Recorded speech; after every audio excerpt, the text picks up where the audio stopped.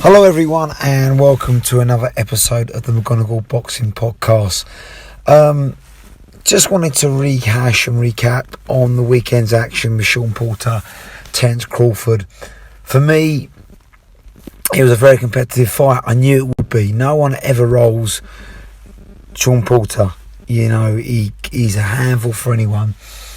And he gave Crawford all he could handle for 10 rounds. But for me, the reason why Crawford is the best pound-for-pound fighter over Canelo is he's got more variety in his game. He can adapt better.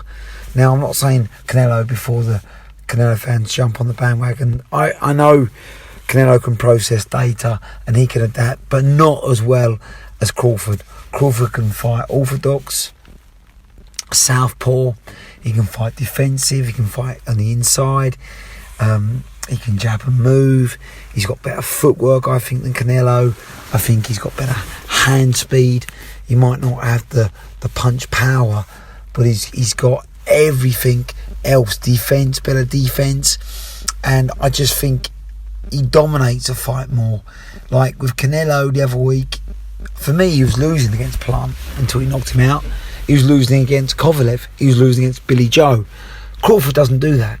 He seems to dominate fights. Although it's competitive with Porter, I still had Crawford like 7-3 up.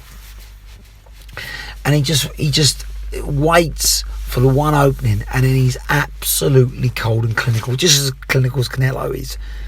And he's developed power, Crawford. He really has.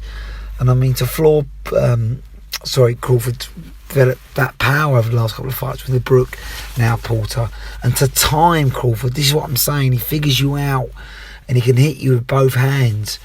He's got great reflexes. Just get out the way of danger from Porter. You know, requires a lot of speed with his footwork and hand-eye coordination, and he's got that.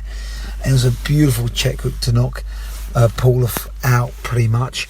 I mean, got up. I think there's a right stoppage. I think his dad was right in stopping the fight. Porter's game, but he was done. I mean, he was dazed, he was hurt. It was a matter of time. And like I say, Crawford's developed into a ruthless finisher. So, obviously, Porter's retired after the fight. Wish him well. A fantastic career he's had. But I think it's the right move. He's not getting any younger. He's not getting any better. He's still competitive. But I don't see him beating Spence. I don't see him beating Crawford. And I can see them two being around as long as he is. That's the problem. They're all in their mid-30s now. And, you know, he's not beating them. So he doesn't want to be a gatekeeper for anyone coming up. He wants to be the world champion. And if he can't do that, he's too small realistically to move up to light middle and not get damaged. So it's the right call, I think. He's got a great punditry career. So yeah, credit to him. Fantastic career, but just outclassed in the end by Crawford, who could just do more. And that was the difference, wasn't it? He could mix it up, he could adapt, whereas Crawford was only really Porter was only one dimensional. He does what he does very well, but the elite figure him out. That's the problem. And they've got the stamina, they've got the will to keep with him, and eventually they beat him. As for Crawford, he's got to fight Spence next. That is the fight to make. If he doesn't, I'd like to see him fight Ugas. I think he does a number on Ugas. I think he stops Ugas as well. Similar thing, works him out, figures him out, times him, beats him. Because Ugas was there to be hit against Pacquiao. Just Pacquiao was 42 and out the ring for 2 years. So he doesn't beat Crawford. No chance. So I could see that happening. Probably next. Another belt for Crawford, another bargaining tool. So when he gets that Spence fight, and Spence got nowhere else to go, fair enough, have another tune-up fight, then he's got to fight Crawford.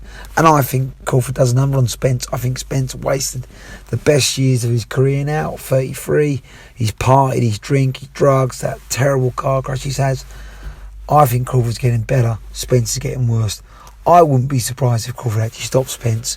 People think that's laughable, but trust me, Crawford's getting better and better, more dangerous, more power, more accustomed to the welterweight division. He's grown into the weight now. He's a fully fledged welterweight. Make no mistake about it. The size difference was very marginal against Porter. He's a fully grown welterweight. He's got better and better, and I think he's the best welterweight on the planet. I think he's the best fighter on the planet, and I think he does a number on Spence to become the undisputed. I cannot wait for that. It must happen, especially now Crawford's left Bob Arum.